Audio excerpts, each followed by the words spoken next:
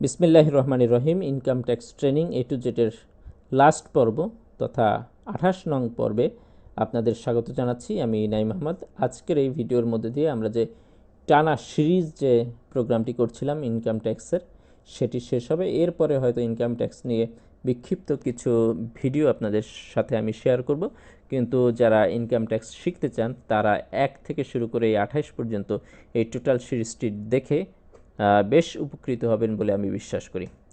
তো আজকের এই ভিডিওতে আসলে আলোচনা করা হবে penalty and prosecution for non compliance, অর্থাৎ আপনি যদি ট্যাক্সের যে কমপ্লায়েন্সগুলো আছে, নিয়মকানুনগুলো আছে, সেটি যদি ফলো না করেন তাহলে কি কি জরিমানা আরোপিত হতে পারে তার একটি কি বলা হয় ইন ডিটেল, সংক্ষিপ্ত বলবো, একটা ব্রিফ ডিসকাশন আসলে এখানে আমরা করব। তো চলুন চলে যাওয়া যাক মূল আলোচনায়। টিডিএস কর্তনে ব্যর্থতার জরিমানা এই সম্পর্কে সেকশন 57-তে বিস্তারিত পাবেন আপনারা। আর যেটা বলা হয়েছে, যথাযথ হারে টিডিএস কর্তনে ব্যর্থ হলে মাসিক 2% হারে জরিমানা আরোপিত হতে পারে। কর্তৃত টাকা সরকারি কোষাগারে জমা দিতে ব্যর্থ হলে মাসিক 2% হারে জরিমানা আরোপিত হতে পারে। দুইটা জিনিস টিডিএসের ক্ষেত্রে, একটা হচ্ছে আপনি যদি না কাটেন তাহলেও 2%, অর্থাৎ দেখা গেল আপনার প্রত্যেক মাসে টিডিএস কাটার কথা, কিন্তু সেটা না করে ট্যাক্স ফাইল যখন জমা দিচ্ছেন তখন 12 মাসে ট্যাক্স সাথে কাটছেন, সেক্ষেত্রে প্রত্যেক মাসে 2% হারে জরিমানা আরোপিত হবে। পাশাপাশি ধরেন স্যালারি থেকে আপনি টিডিএস কাটছেন কিন্তু সেই টাকা সরকারি কোষাগারে জমা দেননি, তাহলেও দেখা যাবে ওই যে টাকা কেটেছেন তার উপর 2% হারে জরিমানা আরোপিত হবে। এরপরে রয়েছে রিটার্ন দাখিলে বিলম্ব সুদ। এ সম্পর্কে বিস্তারিত আলোচনা রয়েছে সেকশন 73-এর এতে। এখানে বলা হয়েছে ট্যাক্স ডে এর মধ্যে আয়কর রিটার্ন দাখিলে ব্যর্থ হলে, অর্থাৎ নির্ধারিত ডেটের মধ্যে ট্যাক্স রিটার্ন দাখিলে ব্যর্থ হলে করদাতার নিরূপিত করের উপর মাসিক 2% হারে বিলম্ব সুদ আরোপ হবে। টাইম প্রেয়ার দিলেও এই সুদ বিলম্বিত হবে। বিলম্বিত সুদ পরিগণনার সর্বোচ্চ সময়কাল হবে 1 বছর। তো বিশেষ করে পার্সোনাল রিটার্নের ক্ষেত্রে এটা খুবই দেখা যায়, নির্দিষ্ট সময়ের মধ্যে অনেকেই জমা দিতে পারেন না, সেক্ষেত্রে কিন্তু 2% হারে বিলম্ব সুদ আরোপিত হবে। টাইম প্রেয়ার নিলে আপনি সেলফে জমা দিতে পারবেন বটে, কিন্তু তখনও কিন্তু ওই টাইম পিরিয়ডের যে সময়কাল তখনও কিন্তু এই 2% সুদ আরোপিত হতে থাকে।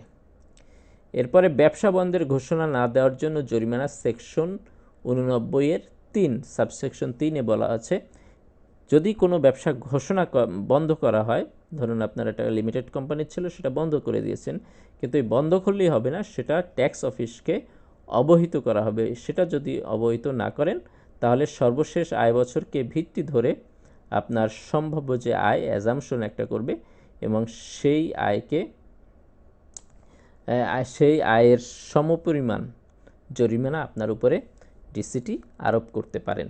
যার কারণে অবশ্যই আপনারা যেটা করবেন, যখন আপনার ব্যবসা ক্লোজ করে ফেলবেন, আপনার একটা অ্যাপ্লিকেশন, লাস্ট বছরের যে ট্যাক্স রিটার্ন দিবেন সেটার সাথে একটা অ্যাপ্লিকেশন জুড়ে দিবেন, এবং অবশ্যই এই যে অ্যাপ্লিকেশনটা দিয়েছেন তার একটা রিসিপ্ট কপি আপনি আপনার কাছে রেখে দিবেন, তাহলে এই জরিমানা থেকে আপনি সহজেই নিস্তার পেতে পারেন।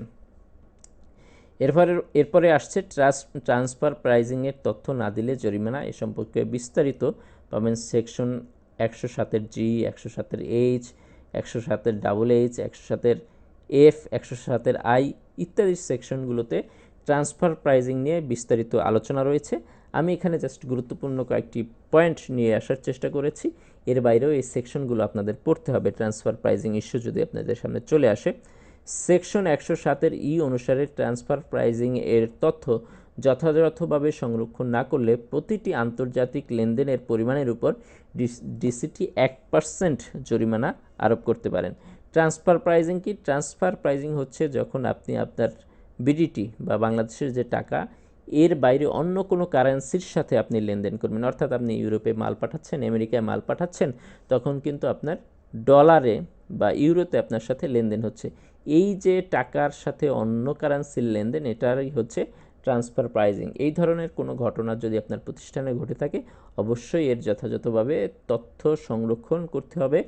এবং এটার সাথে আরেকটা জিনিস রয়েছে, 107-এর এফ অনুসারে ট্রান্সফার প্রাইজিংয়ের রিটার্ন ট্যাক্স সার্কেলে জমা না দিলে ডিসিটি 5 লাখ টাকা পর্যন্ত জরিমানা আরোপ করতে পারেন। প্রথমত আপনার যদি সংরক্ষণ না করেন হিসাব তাহলেও জরিমানা হবে, আর এটার উপরে বেস করে একটা রিটার্ন আপনার সার্কেলে জমা দিতে হয় ট্রান্সফার প্রাইসিংয়ের উপর ভিত্তি করে। সেটি যদি আপনি না দেন তাহলে আপনার উপর 5 লাখ টাকা পর্যন্ত জরিমানা করার অধিকার ডিসিটি রয়েছে। এরপরে রয়েছে দেখুন হিসাব সংরক্ষণ না করার জরিমানা, এ সম্পর্কিত বিস্তারিত বলা হয়েছে সেকশন 123-এ। আয়কর অধ্যাদেশের সেকশন 35-এর সাবসেকশন 2 অনুসারে যথাযথভাবে হিসাব সংরক্ষণ না করলে ডিসিটি তার পরিশোধ্য করের 1.5 গুণ জরিমানা আরোপ করতে পারেন। অর্থাৎ এবছর যদি আপনার 100 টাকা কর আসে তাহলে আপনাকে 150 টাকা জরিমানা ট্যাক্স অথরিটি বা ডিসিটি করতে পারবে। রিটার্ন দাখিলের ব্যর্থতার জন্য জরিমানা। রিটার্ন ইত্যাদি লেখা হয়েছে এজন্য রিটার্ন ছাড়াও রিটার্নের মতো আরও কিছু ডকুমেন্টস রয়েছে যেটি ট্যাক্স অফিস আপনার কাছে চাইতে পারে, সেটি যদি জমা না দিতে পারেন তাহলে যে জরিমানা আরোপিত হবে সে সম্পর্কে সেকশন 124-এ বিস্তারিত আলোচনা করা হয়েছে। তার সামারি হচ্ছে কোনো করদাতা সেকশন 75, 77, 89, 2, 91 সাবসেকশন 3 বা 91 সাবসেকশন 93 সাবসেকশন 1 অনুসারে রিটার্ন দাখিল করতে ব্যর্থ হলে ডিসিটি উক্ত ব্যক্তির সর্বশেষ নিরূপিত বা ধার্যকৃত করে 10% বা 1000 টাকা, যেটি বেশি হয়, জরিমানা আরোপ করতে পারবেন। পাশাপাশি জরিমানা পরিশোধে ব্যর্থ হলে প্রতিদিন আরও 50 টাকা হারে জরিমানা হতে থাকবে। তবে এই পর্যন্ত একটি জিনিস এইখানে ফুল স্টপ দেই, সেটা হচ্ছে যে কেউ যদি এই 75 ধারায়, 77 ধারায়, 89 ধারায় কিংবা 91 ধারায় যে রিটার্নগুলো রয়েছে সম্পর্কিত যে ট্যাক্স রিটার্নগুলো রয়েছে সেটি যদি জমা দিতে কেউ ব্যর্থ হয় তাহলে দুইভাবে তার জরিমানা হবে। একটা হচ্ছে ধার্যকৃত করের 10% বা 1000 টাকা, যেটি বেশি হবে। এর পাশাপাশি প্রতিদিন যদি সে ডিফল্টার হয় এই জরিমানা পরিশোধে তাহলে প্রতিদিন আরও 10 টাকা হারে তার উপর জরিমানা আরোপিত হতে থাকবে। তবে নিম্নোক্ত ব্যক্তি করদাতাদের উপর এই জরিমানা প্রযোজ্য হবে না কার উপর? যার উপর এখন পর্যন্ত 5,000 টাকা বা তার বেশি কর নির্ধারণ হয়নি। কোনো ব্যক্তি করদাতার যদি ইতিপূর্বে 5,000 টাকা পর্যন্ত কর নির্ধারণ না হয় অ্যাটলিস্ট, তাহলে সে এই জরিমানা থেকে মুক্ত থাকবে। আর যার ইতিপূর্বে 5,000 টাকা বা তার বেশি কর নির্ধারিত হয়েছে তার উপর সর্বশেষ নির্ধারণের 50% বা 1,000 টাকা এর মধ্যে যেটি বেশি হয় সেই পরিমাণ জরিমানা তার উপর আরোপ করা যাবে, এটি ব্যক্তি করদাতাদের ক্ষেত্রে। এরপরে বলা হয়েছে সেকশন 75-এর এ, 58, 103-এর এ, 108, 108-এর এ, 109, 110, 184 সি অনুসারে কোনো সার্টিফিকেট, বিবরণ, হিসাবাদি অথবা তথ্যাদি দাখিল করতে ব্যর্থ হলে ডিসিটি নিম্নোক্ত হারে জরিমানা আরোপ করতে পারেন। সর্বশেষ নিরূপিত বা ধার্যকৃত করের 10% বা 5,000 টাকা এর মধ্যে যেটা বেশি হয়, এবং পরিশোধে বিলম্ব বাবদ প্রতি মাসে আরও 1,000 টাকা হারে জরিমানা আরোপ করতে পারেন। এছাড়া কোনো ব্যক্তি সেকশন 113 অনুসারে কোনো বিবরণ অথবা তথ্যাদি দাখিল করতে ব্যর্থ হলে 113-তে আসলে যদি বিশেষ কোনো তথ্য চায় আপনার ব্যাংক সম্পর্কিত, সম্পদ সম্পর্কিত, এই ধরনের বিশেষ যখন নোটিশ আপনাকে করে ডিসিটি, ওই তথ্য যদি আপনি দিতে ব্যর্থ হন বা না দেন তাহলে 25,000 টাকা এবং পরিশোধে বিলম্ব বাবদ প্রতিদিন আরও 500 টাকা হারে আপনার উপর জরিমানা আরোপিত হতে পারে। এরপরে আসেন ভুয়া টিন ব্যবহারের ক্ষেত্রে জরিমানা। এ সম্পর্কে বিস্তারিত সেকশন 124-এর এতে বলা আছে, ভুয়া টিন অথবা অন্যজনের টিন নিজের নামে ব্যবহার করলে, অর্থাৎ টিন নাম্বার ঠিক রাখলে নামের জায়গায় আপনি একটু ফটোশপ এডিট করে আপনার নাম বসিয়ে দিলেন, এমন যদি হয় তাহলে 20,000 টাকা পর্যন্ত আপনার উপর জরিমানা আরোপিত হতে পারে। টিন ভেরিফিকেশনের ব্যর্থতার দণ্ড এ সম্পর্কে সেকশন 124-এর ডাবল এতে বিস্তারিত আছে। দাখিলকৃত টিনের ভেরিফিকেশনের ক্ষেত্রে কোনো তথ্যের যথার্থতা প্রমাণে ব্যর্থ হলে ডিসিটি সংশ্লিষ্ট ব্যক্তির উপর অনধিক 2 লাখ টাকা পর্যন্ত জরিমানা আরোপ করতে পারেন। আপনি যদি ফ্রড কোনো টিন বানান সেক্ষেত্রে আপনার উপর 2 লাখ টাকা পর্যন্ত জরিমানা আরোপিত হতে পারে। অ্যাডভান্স ট্যাক্স পরিশোধে ব্যর্থতার দণ্ড এ সম্পর্কে সেকশন 125-এ বিস্তারিত বলা হয়েছে। আপনারা জানেন যে যদি কারো 6 লাখ টাকার উপরে আয় থাকে, সে ব্যক্তি হোক কিংবা কর্পোরেট হোক, তার অ্যাডভান্স ট্যাক্স দিতে হয়। যদি এই ট্যাক্স দিতে আপনি ব্যর্থ হন তাহলে ডিসিটি যে পরিমাণ ট্যাক্স কম পরিশোধ করা করা হয়েছে সর্বোচ্চ সেই পরিমাণ জরিমানা আরোপ করতে পারেন। অর্থাৎ আপনার 20 টাকা অ্যাডভান্স ট্যাক্স দেওয়ার কথা কিন্তু দিয়েছেন 10 টাকা, তাহলে 10 টাকার সাথে আরও 10 টাকা জরিমানা আরোপ করতে পারেন। নোটিশ পরিপালন না করার দণ্ড এর সম্পর্কে বিস্তারিত সেকশন 126-এ নির্দেশনা দেওয়া হয়েছে।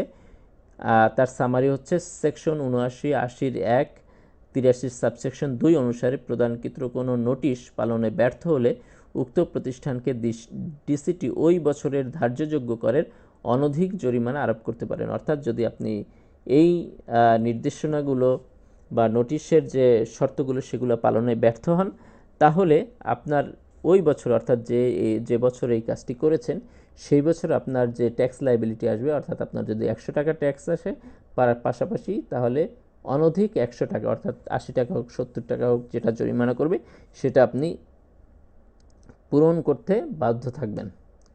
এরপরে রিটার্নের ভিত্তিতে কর পরিশোধের ব্যর্থতার দণ্ড এর সম্পর্কে সেকশন 127-এ বিস্তারিত বলা হয়েছে। সেকশন 74-এর অধীনে প্রয়োজনীয় কর পরিশোধ না করলে অথবা পরিশোধিত কর প্রয়োজনীয় করের 80% কম হলে ডিসিটি উক্ত করদাতার অপরিশোধিত করের 25% জরিমানা আরোপ করতে পারেন। অর্থাৎ আপনার রিটার্নে হিসাব নিকাশ করে দেখা গেল যে আপনার 100 টাকা ট্যাক্স আসছে, কিন্তু আপনি ট্যাক্স জমা দিয়েছেন 70 টাকা, এটা হচ্ছে 80%-এরও কম। এমন যদি হয় তাহলে বাকি যে 30% বা 10% অপরিশোধিত যেটা আছে তার উপরে 25% জরিমানা আরোপ করতে পারবেন। অর্থাৎ আপনি যদি 100 টাকা ট্যাক্স আসলে 70 টাকা জমা দেন, বাকি 30 টাকার উপরে 25% জরিমানা আরোপিত হবে। আয় গোপন করার জরিমানা এ বিষয়ে বিস্তারিত সেকশন 128-এ পাবেন আপনারা। কোনো আয় গোপন করলে উক্ত আয়ের উপর আরোপিত ট্যাক্সের উপর অতিরিক্ত 15% জরিমানা আরোপিত হবে। যদি আয় গোপন করার সময়কাল 1 বছর অতিক্রম করে তাহলে প্রতি বছরের জন্য আরও 15% জরিমানা আরোপিত হবে। আপনারা এটার সাথে আরেকটা নিয়মের লিঙ্কেজ করে দিই। এই ট্যাক্স ফাইল সর্বোচ্চ কিন্তু 6 বছর পর্যন্ত পিছনে ট্যাক্স অথরিটি অডিটে ফেলতে পারে। ফলে আপনার ফাইল যদি রিওপেন হয় তাহলে কিন্তু প্রতি বছর প্রথম বছর 15% এবং পূর্ববর্তী আরও যে 6 বছর সব মিলে প্রায় 115% জরিমানা কিন্তু আরোপিত হতে পারে। চার্টার অ্যাকাউন্ট্যান্ট কর্তৃক অসত্য অডিট রিপোর্ট প্রদানের দণ্ড এ সম্পর্কে বিস্তারিত পাবেন সেকশন 129-এর। এতে উপকর কমিশনার, আপিলাত যুগ্ম কমিশনার অথবা কর কমিশনার কোনো অডিট রিপোর্টে সংরক্ষিত হিসাবাদি অসত্য কিংবা ভুয়া মর্মে নিশ্চিত হলে রিপোর্ট প্রস্তুতকারী চার্টার অ্যাকাউন্ট্যান্টকে 50,000 টাকা থেকে অনধিক 2 লাখ টাকা পর্যন্ত জরিমানা করতে পারেন। আপনারা জানেন যে কর্পোরেট ট্যাক্সের রিটার্ন অডিট রিপোর্ট ছাড়া সাবমিট করা যায় না। তো এই অডিট রিপোর্টে যদি কোনো ভুল তথ্য দেওয়া হয় তাহলে ওই চার্টার অ্যাকাউন্ট্যান্টের উপরে এই জরিমানা আরোপিত হবে। ভুয়া অডিট রিপোর্ট প্রদানের দণ্ড এ সম্পর্কে বিস্তারিত পাবেন সেকশন 129-এর বিতে। উপকর কমিশনার, আপিলাত যুগ্ম কমিশনার অথবা কর কমিশনার কোনো অডিট রিপোর্ট ভুয়া কিংবা চার্টার অ্যাকাউন্ট্যান্টের স্বাক্ষর ব্যতীত বা স্বাক্ষর জালিয়াতির মাধ্যমে প্রস্তুত করা হয়েছে মর্মে নিশ্চিত হলে উক্ত করদাতার উপর 1 লক্ষ টাকা জরিমানা আরোপ করতে পারেন। অর্থাৎ আপনি কোনো সিএ ফার্ম থেকে রিপোর্টটা রেডি করাননি, বরং নিজে সিল স্বাক্ষর মেরে একজন চার্টার অ্যাকাউন্ট্যান্টের সিল দিয়ে এরপর জমা দিয়ে দিলেন, এরকম যদি হয় তাহলে আপনার উপর অর্থাৎ করদাতা যিনি তার উপর 1 লক্ষ টাকা জরিমানা হতে পারে। এছাড়াও আয়কর অধ্যাদেশে আরও বিভিন্ন ধারায় জরিমানার কথা বলা হয়েছে। গুরুত্বপূর্ণ বিষয়গুলো ইতিমধ্যে নিয়ে এসেছি আপনাদের সামনে। এছাড়াও জরিমানার যে সংশ্লিষ্ট যে সেকশনগুলো রয়েছে আপনারা সেগুলো আরও ডিটেলস পড়ে নিতে পারেন।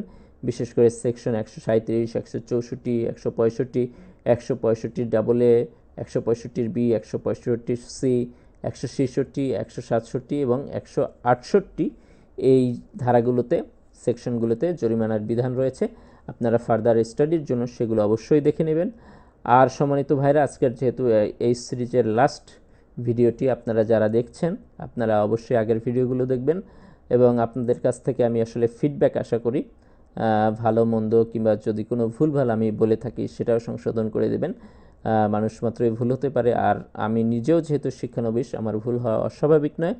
তো আপনারা আপনাদের দৃষ্টিতে যে ভুলগুলো ধরা পড়বে সেগুলো যদি আমাকে বলে দেন তাহলে আমি আমার নিজেকেও আরও রিচ করতে পারবো এবং আপনাদের কাছে কৃতজ্ঞ থাকবো তাহলে। তো আপনারা সেই সহযোগিতাটা করবেন এই আশাবাদ ব্যক্ত রেখে, এবং আমার এই টোটাল ভিডিওগুলো যদি আপনাদের কাছে উপকৃত মনে হয়, আপনাদের ফেসবুক এবং অন্যান্য যে সোশ্যাল মিডিয়া রয়েছে সেখানে শেয়ার করবেন, বন্ধুদের সাথে শেয়ার করবেন এই আশাবাদ ব্যক্ত রেখে আজকে এখানে শেষ করছি। আসসালামু আলাইকুম রহমতুল্লাহ।